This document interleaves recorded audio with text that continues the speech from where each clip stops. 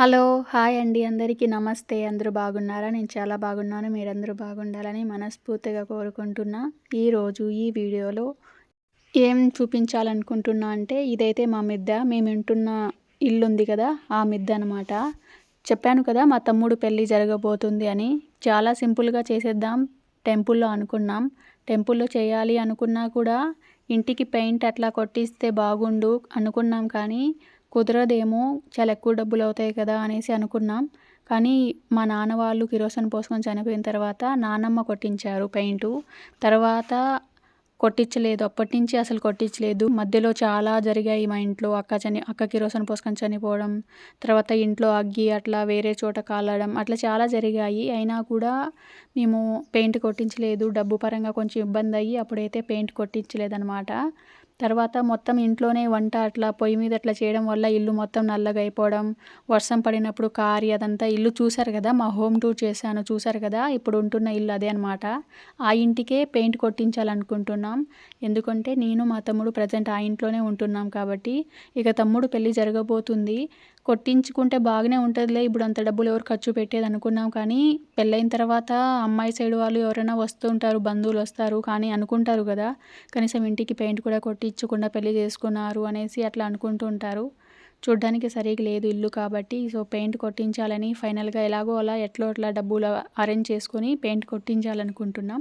అందుకోసమని ఇక ఇంట్లో ఉండే అన్ని వస్తువులు ఎత్తాలి కదా పెయింట్ కొట్టాలంటే. దాంతో పాటు పెయింట్ కొట్టే వాళ్ళు ఏమన్నారంటే, ఇవి మొత్తం నల్లగుంది కాబట్టి కొంచెం ఇల్లు మొత్తం కడగాలి వాటర్ ఏసి.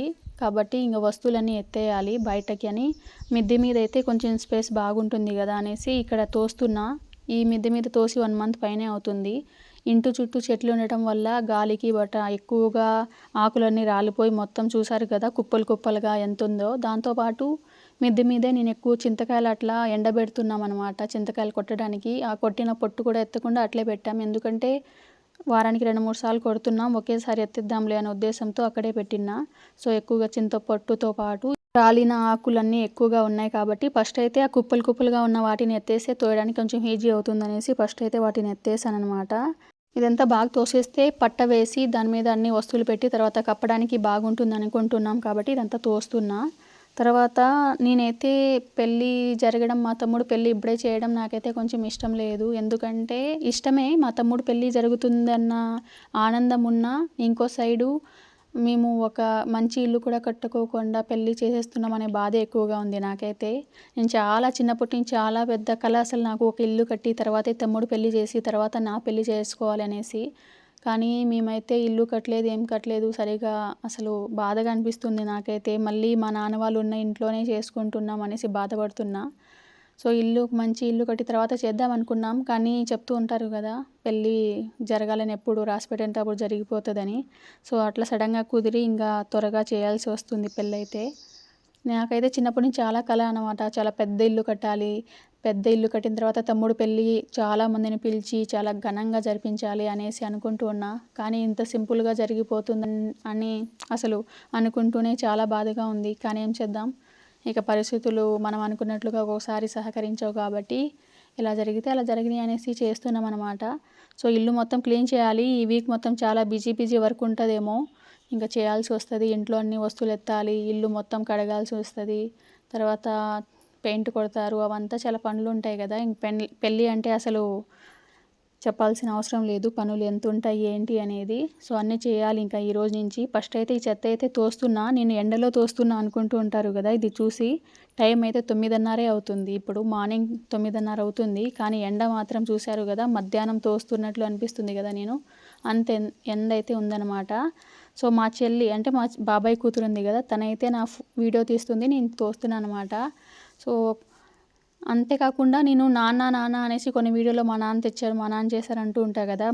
కొంతమంది ముందు నా వీడియో చూస్తున్న వాళ్ళకైతే మా నాన్న అసలు ఎవరు, నేను ఎందుకు అంటున్నా అని తెలిసి ఉంటుంది. కానీ కొంతమంది కొత్తగా ఛానల్‌ని ఎవరైనా చూస్తూ ఉంటే మీకు అమ్మా, నాన్న లేరన్నారు కదా! మళ్ళీ నాన్న ఎవరు అని అడుగుతున్నారు.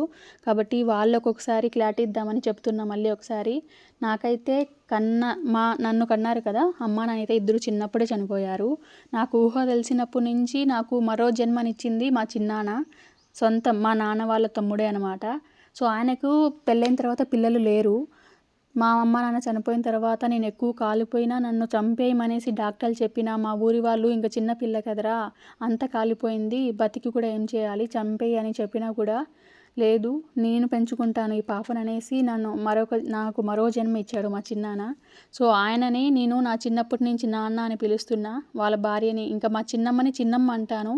అంటే తను నన్ను చిన్నప్పుడు అంత బాగా చూసుకునేది కాదు. కొంచెం కాలిపోయినా కాబట్టి సరిగ్గా చూసుకోలేదు. మా చిన్నాన్న మాత్రం నన్ను చాలా బాగా చూసుకున్నారు. కాబట్టి వాళ్ళని అమ్మ నాన్న అంటూ ఉంటా. నేను ఎక్కువ చిన్నాన్న చెప్పడానికి ఇష్టపడను కాబట్టి వాళ్ళే అమ్మ నాన్నగా చెప్తూ ఉంటా. సో ఇది మళ్ళీ ఎవరైనా అడగకూడదని అనుకుంటున్నా. అందుకే ఈ వీడియోలో చెప్తున్నాను అనమాట.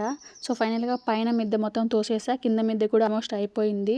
చూడండి చాలా శుభ్రంగా అయిపోయింది కదా. పైన సిమెంట్ పూత అట్లాంటిది వేపించాం కానీ అయినా సరే వాటర్ ఇంట్లో వర్షం పడినప్పుడు చాలా ఎక్కువగానే కారిపోతున్నాయి.